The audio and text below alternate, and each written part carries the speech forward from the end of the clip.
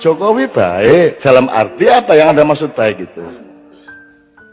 Apa mereka penjahat? Ya enggak. Apa mereka mencuri? Ya enggak.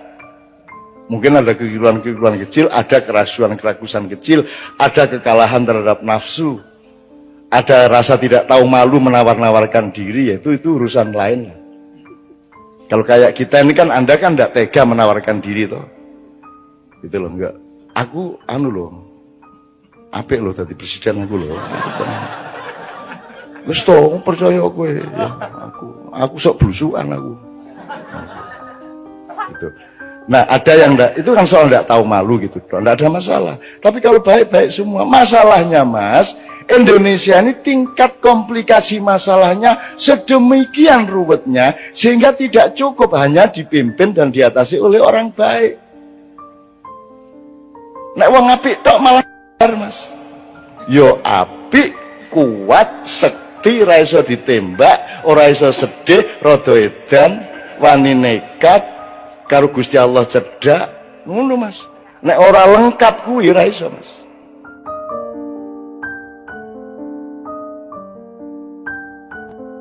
Mengenai presiden, yang mana yang baik? Apakah Jokowi baik Mas?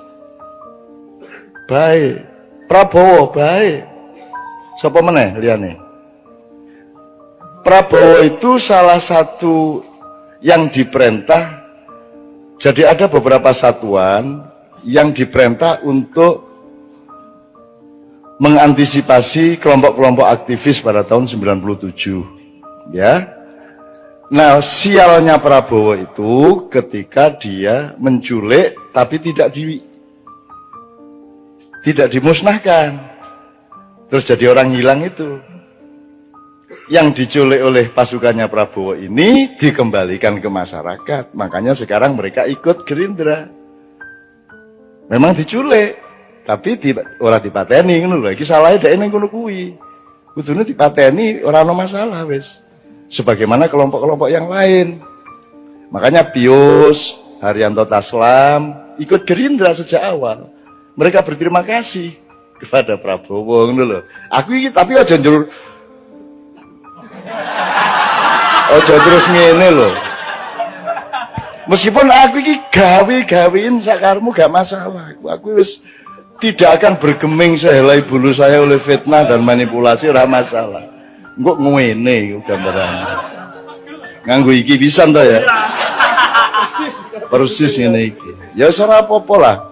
Kalau orang miskin butuh kiriman makanan kan wajar. Atau kalau nggak dikirimi makanan, ya makanan yang ada di tetangganya diambil, ya ndak apa-apa. Saya anggap itu kan karena saking butuhnya. Arep njaluk ora wani kan begitu. Ya wis ora apa nggon kono. Teman-teman bilang mbok dituntut, Cak. Lho nek aku nuntut orang yang Prabowo tak tuntut, sambrek tak tuntut. Semua yang saya alami di Indonesia ini tak tuntut kabeh wong dengan pasal apa? Perbuatan tidak menyenangkan. Endi sing nyenengno? Aku takon sing nyenengno ndi? Jadi seluruh instansi tak tuntut dengan pasal perbuatan yang tidak menyenangkan itu. Iki ono pasal opo iku? Kaya kowe iki nyenengke wae kan gitu.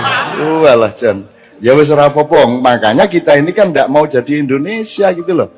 Kita tuh enggak mau jadi Anda nonton TV, Anda lihat apa itu kan, kita tuh bukan enggak punya harga diri, kita bukan enggak punya nasional, kita tuh mah enggak mau jadi orang Indonesia. Asal sudah bintang sinetron ini kudu mancung toh. Ya tuh kudu mancung, kudu kuning, ya toh. Jadi kita tuh enggak mau jadi orang Indonesia di bidang apa saja. Politiknya juga enggak mau. Politik seperti Indonesia yang pernah dicontohkan oleh bapak-bapak, mbah-mbah kita kan enggak mau toh. Kan enggak mau kita. Sampai Sabrang tak kasih kabinet Mojopahit coba. Tak kasih daftar kabinet Mojopahit Sabrang itu. Lawyer iki apa cara Mojopahit iki ora kok kowe mau. Tak kasih tahu dengan bahan-bahan dari banyak teman bahwa dulu KUHP yang pertama diterapkan pada sebelum Rasulullah di zaman Kalingga, sebelum ada Muhammad bahkan sallallahu alaihi wasallam ya, itu sudah ada 172 pasal hukum resmi. Dan di zaman Kalingga itu tidak ada orang nyopet, tidak ada orang mencuri. Bahkan anaknya Ratu Sima itu dipenggal kepalanya oleh ibunya sendiri karena apa? Asal usulnya karena si anaknya ini apa namanya? Ada raja karena banyak pendatang, kemudian ada pendatang naruh emasnya di pasar karena ingin ngecek, coba katanya orang Kalingga itu tidak ada yang mencuri. Terus ditaruh seperti emas, berlian, permata, rakaruan kayak di pasar itu tidak ada orang menyentuh sampai 2 tahun. Sampai akhirnya datang anaknya Ratu Sima itu, kemudian opo koyong ini dipamer-pamer ke ora kodal wong Kalingga jujur-jujur ora pengin emas koyong ngene iki wis sugih kene gitu ya. Dia karena dia mengejek itu dan kemudian menendang-nendang barang itu, dia dipenggal oleh ibunya karena tidak boleh juga itu menghina orang lain. Menghina saiki pokok internet di sini hinaan kabeh. Semua hinaan, semua kepengecutan, semua orang yang tidak berani bertarung depan. Internet adalah tempat di mana kita bisa ngirim rudal kapan saja kepada siapa saja tanpa identitas, kan gitu. Ya serah apa lah. Ini adalah peradaban pengecut. Gitu. Nah, jadi teman-teman sekalian, kita memang tidak mau jadi orang Indonesia. Politik Indonesia apa? Wong di amandemen UUD 45. Kita tidak punya orang tua di negara kita ini. Tidak punya panembahan, tidak punya parentah agung, tidak ada MPR seperti dulu. Kita tidak punya punokawan, coba. Kita tidak punya pembagian tugas antara lembaga negara dengan lembaga pemerintah sebagaimana Hayam Wuruk sama Gajah Mada. Gajah Mada itu eksekutif, dia Perdana Menteri. Judulnya Mahapatih. Kalau Hayam Wuruk itu kepala negara. Tidak boleh sama kepala negara sama Perdana Menteri, tidak boleh. Kan kita tidak usah pakai presidensial apa parlementer, apa angel-angel dolek-dolek rono. Wong mbahmu wis duwe jelas kok. Semua yang sifatnya eksekusi dilaksanakan oleh Gajah Mada dengan institusinya, tapi policy yang menentukan eksekusi itu adalah Hayam Wuruk dengan institusinya. Jadi negara ambil policy, pemerintah melaksanakannya. Negara punya policy tapi tidak boleh melaksanakan. Perdana Menteri berhak melaksanakan tapi tidak boleh bikin policy, kan apik kuwi. Sehingga harus bermusyawarah dan mufakat terus. Sama dengan bendahara dan kasir. Kasir berhak menentukan tapi tidak bisa bayar. Bendahara bisa menentukan, tidak bisa bayar. Kalau kasir bisa bayar, tidak bisa menentukan. Sehingga harus terus-menerus ada kerjasama bersuami istri antara bendahara dengan kasir. Jadi kita memang tidak mau jadi orang Indonesia kok. Mana coba? Mana Indonesianya tuh mana? I love Indonesia. Wong menyatakan cinta nang Indonesia orang nggo basane dhewe coba.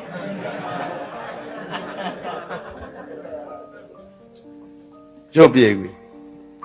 Yang saya temukan ya banyak Indonesia yang nyun sewu lah, aku ora pamer lah. Anda ini Indonesia. The Red itu Indonesia. Itu Indonesia. Ngono kuwi wong Indonesia yang ngono kuwi. Nek arep sadis kene tak dudui sadis, ya ta. Nek arep cuklek sikile kene, tak pecah. Diancam dicuklek sikile bul pecah kan wong Indonesia lah ngono kuwi.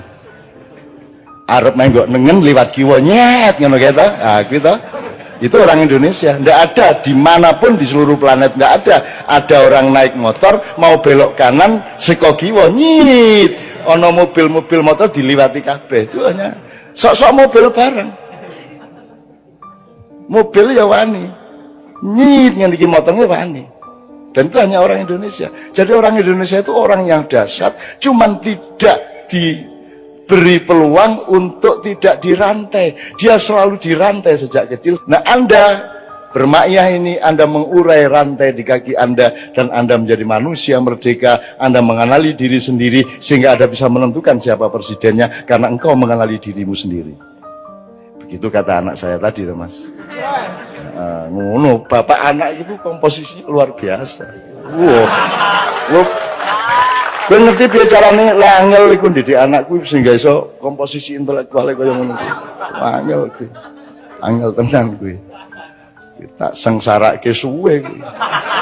tak buat nang Kanada atau tak tilii ya buan mau kowe rasa bahasa Inggris ning luar negeri golek kos dhewe golek kuliah dhewe ngono akhirnya nunut ning masjid ya ben wae anakku bapakmu luwih sengsara mbiyen ngono ta ada enake bapak ning ngono kuwi sak sengsara-sengsaramu isih luwih sengsara bapakmu le ngono kuwi kalah anak pokoke kalah nyana ora arep menang piye. Jadi baik Mas, Jokowi baik dalam arti apa yang Anda maksud baik itu? Apa mereka penjahat ya enggak? Apa mereka pencuri ya enggak? Mungkin ada kekeliruan-kekeliruan kecil, ada keraguan-keragusan kecil, ada kekalahan terhadap nafsu, ada rasa tidak tahu malu menawar-nawarkan diri, itu urusan lain lah. Kalau kayak kita ini kan Anda kan enggak tega menawarkan diri toh. Itu loh enggak. Aku loh. Apik loh tadi presiden aku loh. Wis to percaya kowe ya. Aku sok blusukan aku. Gitu. Nah, ada yang enggak, itu kan soal enggak tahu malu gitu. Enggak ada masalah. Tapi kalau baik-baik semua, masalahnya Mas, Indonesia ini tingkat komplikasi masalahnya sedemikian ruwetnya sehingga tidak cukup hanya dipimpin dan diatasi oleh orang baik. Nek wong apik tok malah Mas. Yo apik, kuat, sekti, ra iso ditembak, ora iso sedih, rada edan, wani nekat, karo Gusti Allah cedak, ngono Mas. Nek ora lengkap kuwi ra iso Mas. Nek kowe iso ditembak, kowe ditembak sedelat wae. Gitu loh Mas. Ini Indonesia, ini real ini. Gitu loh. Tapi mungkin enggak juga enggak apa-apa. Artinya orang Indonesia dianggap kejem jebul ya ora, dianggap ora bol kejem banget. Indonesia kok tukang sulap kok. Jadi wedhus ngono. Wow, iki wedhus jebul sapi. Wah iki partai sapi jebul gabung karo musang. Wah iki musang. Lho kuplukan. Ora cetha Indonesia kira cetha. Betul nggak Mas? Coba bupati-bupati yang bagus-bagus yang kita dikenali Kiai Kanjeng selama ini kan bupati PDIP malah. Ya PKB ya ono. Ning PDIP iki preman asal usule, ning begitu dadi bupati kan gelem ora gelem kan pegewuh karo rakyat Islam kabeh. Akhirnya kuplukan. Terus minggu kedua alah melu salat jamaah, mosok ora tau melu salat jamaah. Akhirnya jemuan keliling. Suwe-suwe, mosok sih bupati kok orang ngadake pengajian ning omahe, suwe-suwe pengajian rutin ning omahe. Kan gitu. Ya nek ngono sisan majelis zikir, gawe majelis zikir, suwe-suwe dadi santri. Gitu loh Mas. Jadi wong Indonesia iki orang nganggo teori ngono-ngono kuwi. Jadi di Indonesia itu warung soto dodolane pecel. Ya ra Mas? Bapak, ya ta Mas? Kan misalnya naik PKS kan partai Islam, inspirasinya dari Ikhwanul Muslimun, ya toh, berarti nanti akan mempresidenkan, mencapreskan orang yang memang karakter dan ideologi dan keislamannya yang memang kondusif terhadap PKS, kan gitu kudune. Wong nek dodol soto ki ya, nek warung soto ya dodol soto. Saiki ora.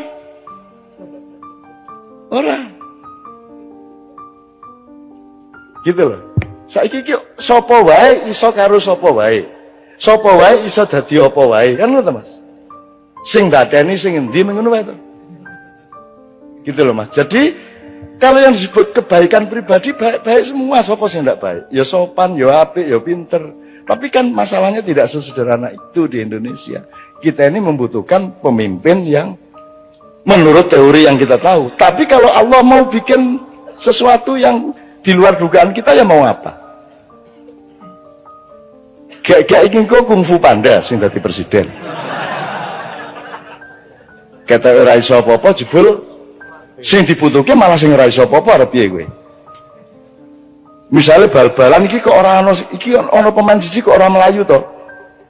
Ning mlaku rono mlaku rene pemain lawan kan bingung. Iki kok pemainnya ora tau nguber bal, ora tau dikai bal kan lawan bingung. Nah, ketika lawan mulai mikir bingung, ada pemain lain tiba-tiba nerobos masukin bola, kan bisa gitu. Hidup ini sangat luas. Justru presidennya nggak cocok sama eskalasi pemikiran kita, mungkin ya nggak ada masalah. Arpiye Gusti Allah karena para ngopo gue. Mulanya makanya ridho sama Allah supaya kita diridhoi sama Allah. Kalau menurut pikiran kita ya angel sekolah. Anak sekolah untuk lulus setengah mati di les-lesno. Ya toh, nganggu unas, nganggu stres, nganggu segala macam. Ya toh Mas, itu kan mergo menungso ki ana tataran-tatarane. Lah iki ora nggo tataran apa moro-moro ning dhuwur iki piye? SMP ora lulus, langsung entuk ijazah SMA, ngono ta? Terus mlebu kuliah, urung ana setahun nih lho wis arep diangkat dadi sarjana utama. Lah ngono ta sing kedaden. Kalau menurut cara berpikir normal kita kan ya enggak cocok piye to iki. Tapi mau bagaimana? Kalau Allah terus naruhnya seperti itu, makanya ini bulan-bulan sangat penting. Ini bulan-bulan sangat penting. Menurut saya Anda enggak usah repot-repot. Kan sekarang sudah jelas. Tak dukung pilihanmu, asal pilihanmu loh ya. Ora dipilih gitu ya. Ora dipilih gitu ya. Gue dipilih gitu ora. Dipilih gitu. Anak dipilih gitu ngapa gue milih bojo ora dipilih gitu. Kok presiden dipilih gitu. Tapi ya enggak apa-apa gue kanggo mulai dudu politik kanggo wong Indonesia ngono ya dudu politik toh. Apakah kalau ada money politik gue dikai 50.000 terus gue dianggap menjual kedaulatan ya ora. Nek kanggone rakyat kecil lho, ana wong meneng-meneng ngekeki 50 njaluk dicoblos ya wis tak coblos. Ngono ta mingat. Itu bukan peristiwa politik, itu peristiwa kebaikan hati. Bukan money politik bagi mereka. Ana wong meneng-meneng wis enak-enak nyanyi, turu sore-sore ditekani. Pak Haji, kita capresin ya. Lus begadang jangan begadang, wis enak-enak nyanyi jadi maestro, orang nomor 1 di dunia, seorang inovator menggabungkan musik rock dengan musik Melayu menjadi dangdut, kan sudah dahsyat sekali melebihi presiden toh, dan dia akan terkenal melebihi presiden siapapun. Lus enak-enak nyanyi ngantuk sore-sore ditekani kalau arek denanyar yuk. Ngampres Pak Haji.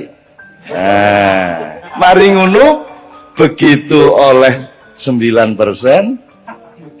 dilupakan. Telepon aku. Ya Allah, Cak, ngono gitu. Masya Allah, Cak, ngono ya wis. Pokoknya aku bagian ngono-ngono kuwi. Sebagian ngono-ngono kuwi. Aku nek pas ning Yojo ora apa-apa, aku pas tahun ning Mesir telepon Pak Haji ya zaman Inul kae. Aku pas neng Kairo ditelepon, Masya Allah Cak, ini masalah Inul ini, Masya Allah bangsa kita ini, ya Allah kok begini tahu ngomong. Iya anak ini mau nangis Ustadz, Masya Allah, soalnya ini di Kairo dan pakai celang bongkok ya, aku gak bisa bayar ya ini. Orang baik sekali, orang Mairama itu orang baik sekali. Saya sering nangis sama dia berdua ngerasain ini itu. Itu orang baik sekali. Sedemikian baiknya Romai itu. Dan orang sebaik itu jangan jadi presiden. Ngerti ya? Ngerti ya Mas ya? Jadi parametermu salah. Yang dibutuhkan tuh kelengkapan karakter yang berlabirin-labirin.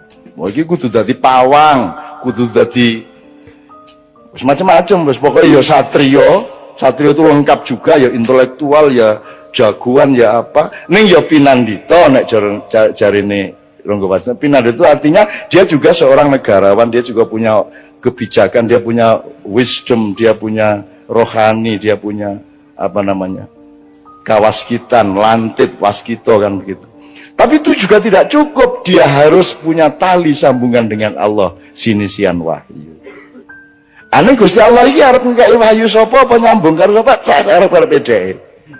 arep ngopo kowe? Upama presidennya sekolah ndong ya ben wae. Nyewa gitu kan, sewa 5 tahun. Upamane njur rong sasi kok orang genah santet, ngono kan. Upamane lho ya. Jadi menurut saya Anda jangan jadi beban, semua itu jangan jadi beban. Andaikan pun Anda punya ketidakenaan sama kiri kanan ke orang nyoblos, ya wis kowe nang TPS coblosan sakarepmu. Kowe arep milih sapa kuwi padha apike kok. Padha wae. Nek soal mengatasi masalah, ora iso ngatasi masalah. Brang, tolong nanti kalau ada waktu ngomong mengenai konsep mudzakkar muannas, feminin dan maskulin, karena presiden Indonesia itu harus muannas, harus feminin, harus mau ditekan-tekan oleh Amerika. Makanya sebelum jadi presiden itu sowan ke kedutaan besar Amerika. Karena kita ini provinsi keberapa, negara bagian keberapa, Brang? Itu kalau Prabowo terlalu maskulin, tidak disukai, kan gitu kan? Dia maskulin, dia yang nek maskulin ini segala sesuatu sing menanam, yang mengambil keputusan dan menanam, gitu. Nek feminin itu yang ditanami, cetok tak gue? Ngalami tak gue? Kejaba imam ora paham iki. Nah, Indonesia itu kerjanya ditanami oleh infiltrasi pemikiran IMF, Yahudi apa saja, kita tinggal mau. Freeport diperpanjang sampai tahun 41 segala itu kan karena kita feminin. Nah, presiden kita besok harus feminin, dalam arti yang akan didukung oleh sekutu internasional itu yang feminin, bukan wong ngene-ngene njur kuru ora. Feminin itu artinya dia tidak akan bersikap nasionalistik, dia tidak akan mengatakan go to hell with your aid. Amerika disetrika, Inggris dilengges. Nek wani ngomong ngono langsung disikat kowe. Iku zaman Bung Karno biyen. Makanya Bu Mega harus cari orang yang kayak bapaknya. Kalau ndak seumur hidup beliau akan menyesal. Karena bapaknya sudah menangis-nangis. Sekarang ini nun kandalono anakku.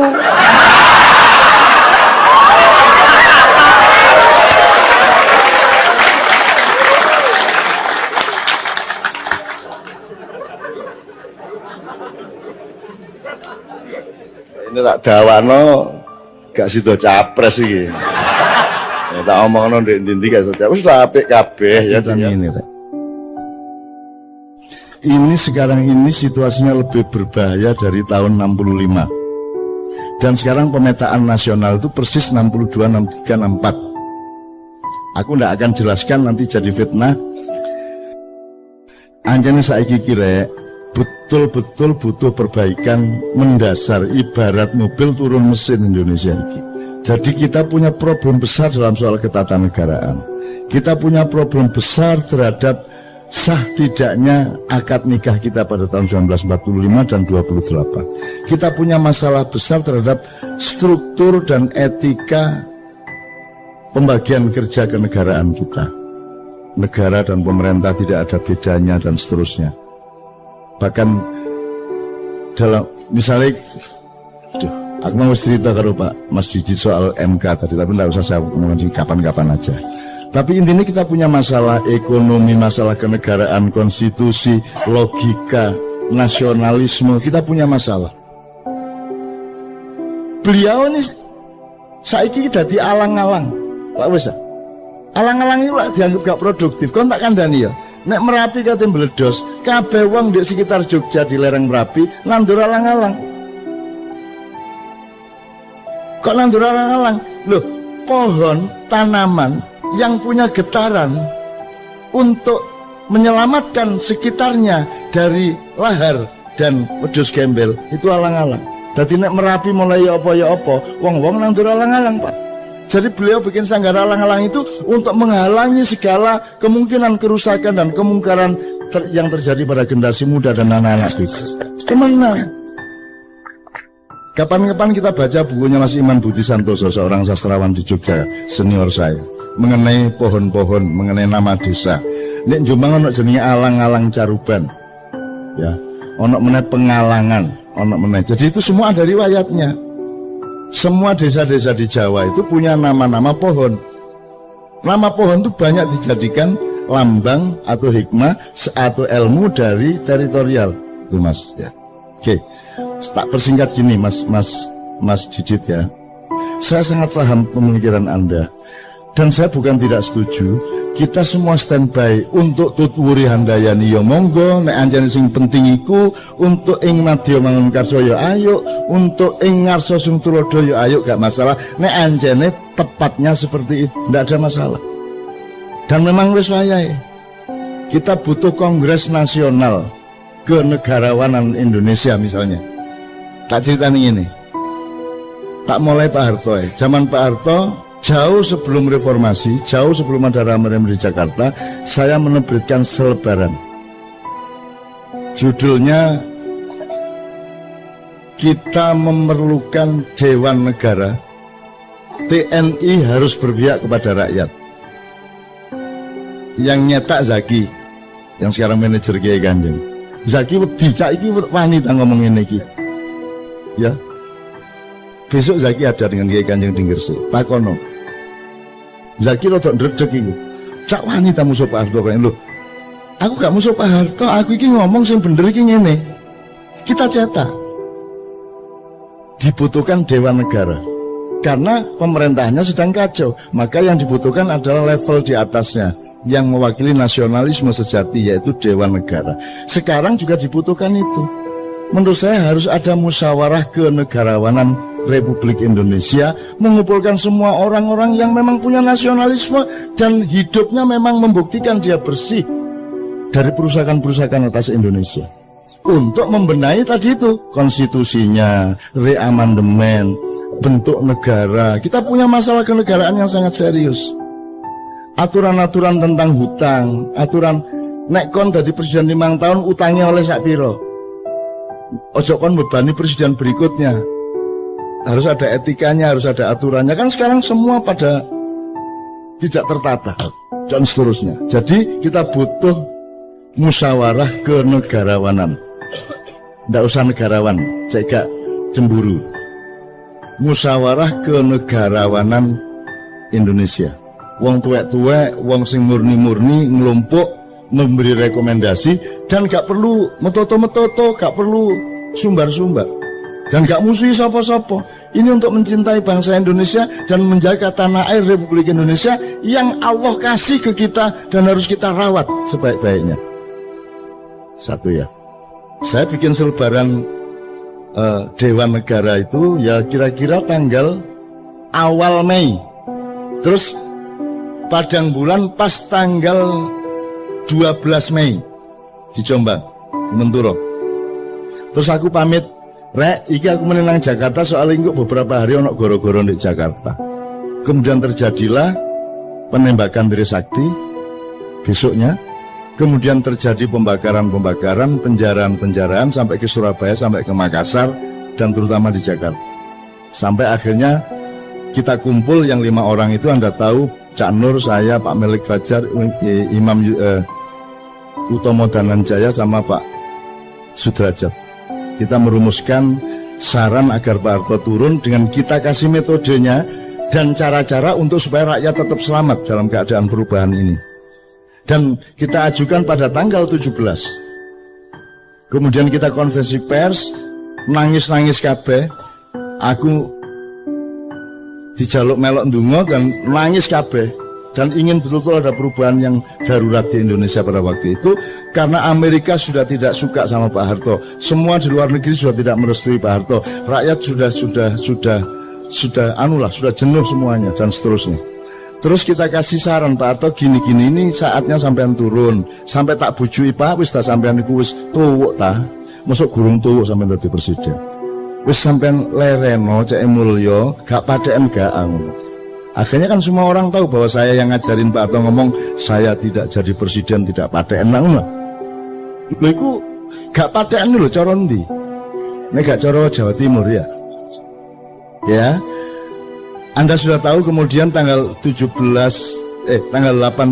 kita, setelah kita konferensi pers, kita ke seluruh dunia kita umumkan kita akan melakukan perubahan di Indonesia. Tanggal 18 kita kasih ke Mensesnek, bahwa itu Pak Saidillah Mursi. Jam 11 kita kasih, jam 3 sore dikasihkan ke Pak Harto. Pak Harto membaca, merenung, sholat asar, sholat maghrib. Terus habis isya Pak Harto telepon Mbak Novia. Pak Harto sing telepon nang Mbak Novia, mergo aku gak ono sing nrimo Mbak Novia. Bilang Cak Nun, saya siap melaksanakan sarannya untuk mundur dari jabatan presiden. Itu tanggal 18 malam. Tapi tolong kita atur supaya perubahan di Indonesia ini tidak menimbulkan bentrokan-bentrokan. Kalau bisa besok kita ketemu berenam dari 5 orang yang menandatangani surat saran kepada Pak Harto bersama Pak Harto. Tapi Pak Harto mengatakan, Cak, mbok tolong ngajak orang-orang tua supaya 3 aja supaya jumlahnya 9. Akhirnya Gus Dur kita ajak, Pak Ali Yafi kita ajak, dan satu lagi saya lupa. Siapa ya? Ada orang tua satu lagi saya lupa. Dan seterusnya. Paginya kita ketemu dan aku ganti sepatu ya. Waduh, aku nyele Pak Bariman. Pak Bariman itu saya guru SMA Muhammadiyah di Denpasar. Terus tak sosok-sosok tak gaya-gaya. Pokoknya sementing masuk aku sandalan ya angun. Terus tak sekali lagi sepatuan ya tahun ini melicat temen.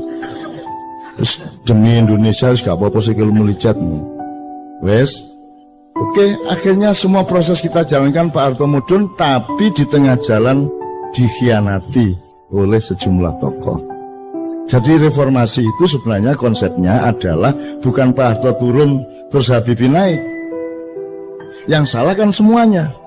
Jadi Pak Harto turun, kabinet bubar, DPR bubar, MPR bubar, kita bikin MPRS, Majelis Pemusyawaratan Rakyat Sementara, yang sudah kita daftari sebanyak 45 orang, nomor 1 Abdurrahman Wahid, nomor 2 Megawati, nomor 3 ini, sampai Daniel Sparingga, sampai macam-macam, pokoknya 45 orang.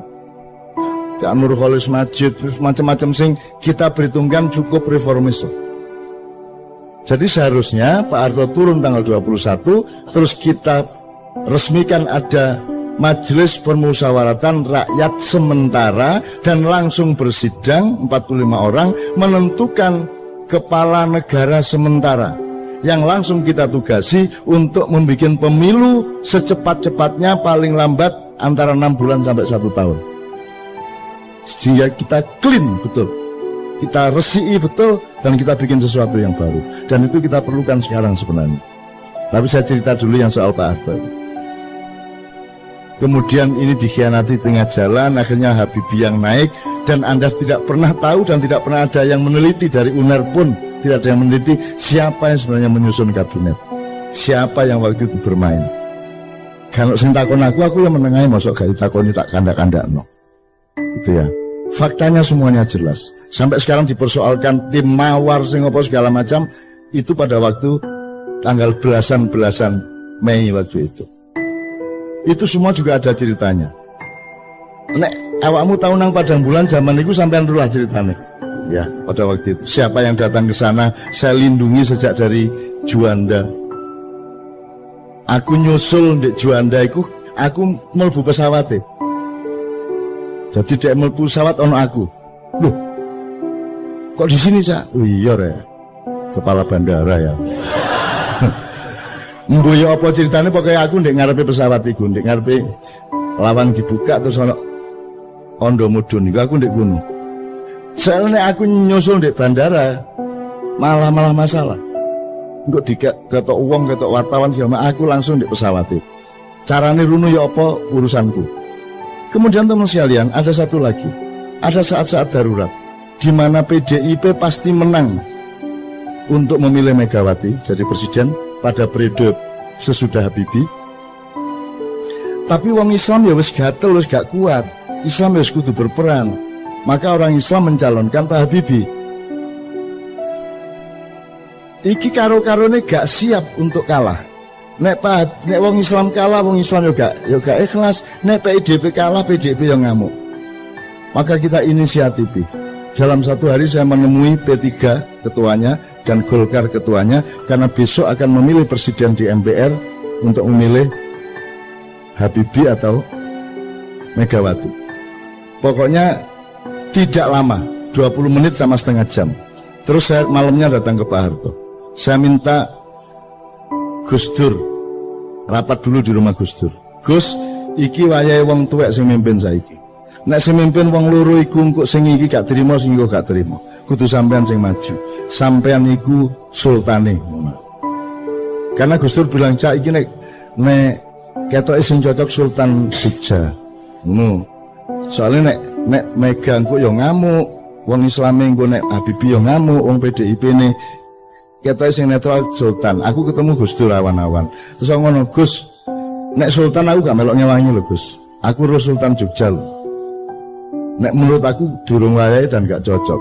Lah nek ngono sapa cak sing netral? Ya Sultan sing luwih tuwek, sing temenan. Sapa? Sultan Abdurrahman Wahid." Loh iya Gus, sampean niku turunan ke-9 Pangeran Benowo yang seharusnya menjadi Raja Pajang setelah bapaknya yaitu Mas Karebet atau Sultan Hadiwijaya.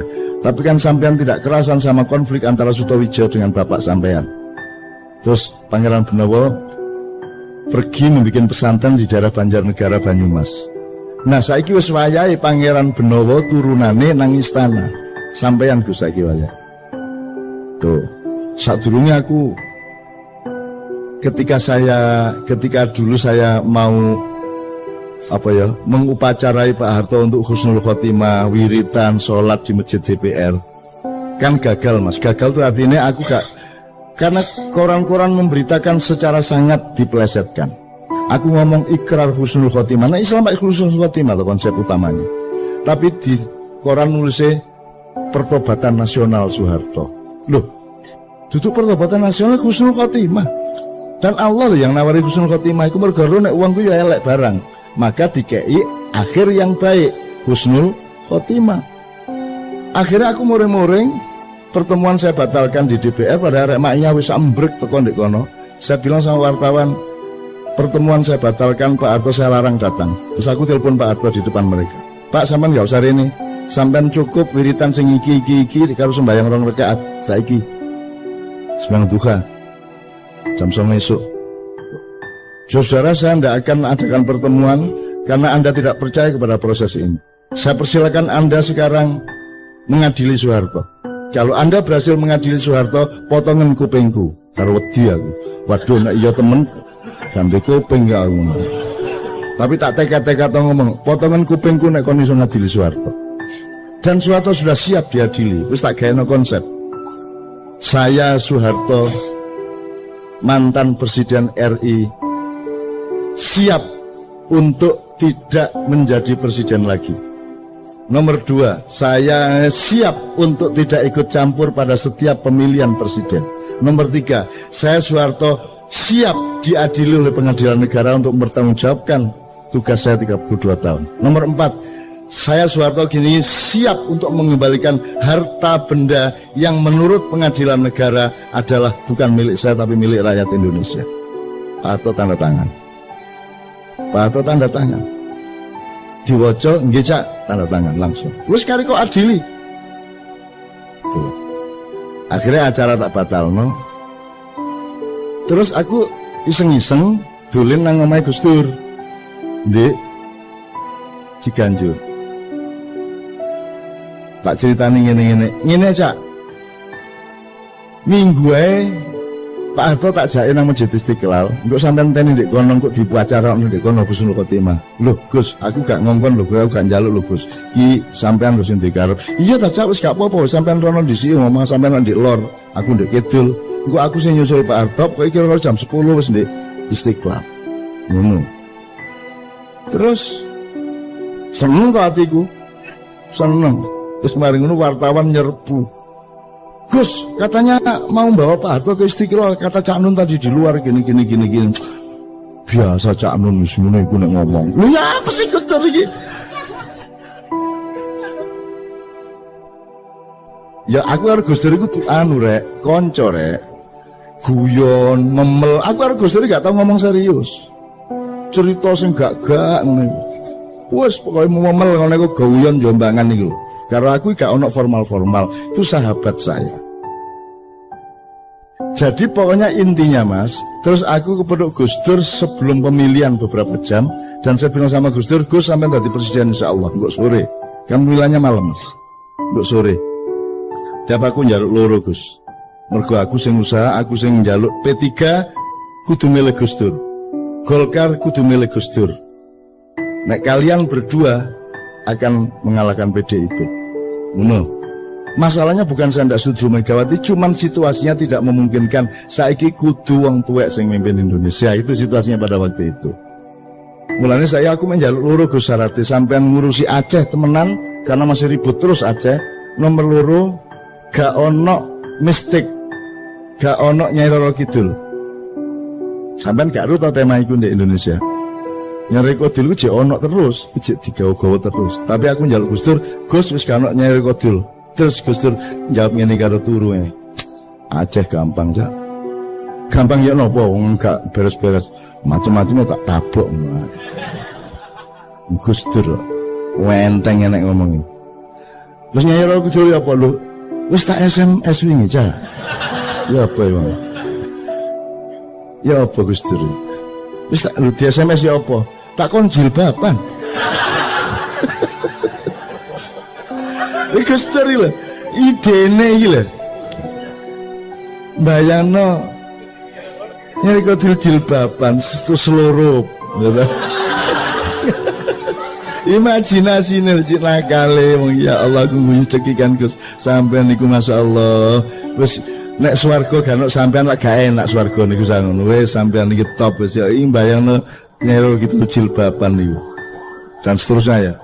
Jadi presiden dia.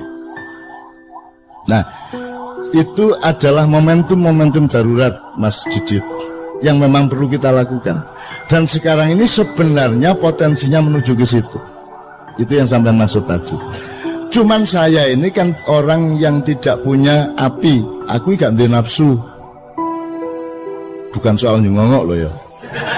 Maksudnya saya tidak punya libido politik. Saya tidak punya sedikit pun gairah untuk mimpin negara. Presiden kan duwe blas. Kan duwe blas. Soge itu kan duwe aku. Aku seneng karo kon ngono tok. Asik membicarakan sesuatu yang menggembirakan ngono tok aku. Jadi gelandangan aku gak masalah. Gitu. Jadi aku gak duwe nafsu materialisme, kekuasaan, popularitas gak duwe aku. Alhamdulillah gak duwe. Tuh. Jadi saya tidak akan melakukan itu kalau saya tidak diperintah. Kalau ada perintah, nanti akan ada gejalanya, ada tanda-tandanya, ada ayat-ayatnya nanti. Gitu loh. Dan saya juga tidak GR bahwa saya penting di Indonesia. Anggitmu aku itu penting tak mak iyah itu. Indonesia kenal mak iyah tak gak? Agak kenal kok. Ojo GR petota-petota kaya yo. Nah awakmu merasa api alhamdulillah. Tetapi ojo merasa kon iku penting di Indonesia, aku gak penting kok. Aku ngomong titik keliru untuk mereka ngono wis dientekno aku didik-idik kaya ngono iku. Untung aku hanya seekor semut dengan setetes air menuju Ibrahim kan gitu. Jadi teman sekalian memang sekarang sudah saatnya seperti itu, tapi sudahlah kita bersabar, jangan khawatir. Anggitmu kan Gusti Allah ta. Anggitmu kan malaikat ta. Anggitmu kan Nabi wis mati lah. Anggitmu Sunan Kalijaga gak ono ta. Anggitmu wis gak ono kabeh ta. Anggitmu mek ono awakmu tok ta. Gak. Masih lengkap dunia dan alam semesta ini, dan Allah punya skenario, dan Allah punya rencana, dan Allah punya irama, Allah punya langkah-langkahnya. Kita sami'na wa ata'na kepada Allah. Jadi yang penting awakmu selalu menunjukkan manusia yang baik, yang bermanfaat, yang seimbang, yang berpikir jernih, dan lain-lain yang sudah Anda omongkan tadi. Itu yang saya maksudkan. Alhamdulillah. Wis anggere awakmu tadi rakyat sing apik, insya Allah akan ada pemimpin yang baik, dan awakmu insya Allah juga menjadi pemimpin yang baik di skala dan perspektifnya masing-masing. Amin ya rabbal alamin. Kira-kira ngono ya.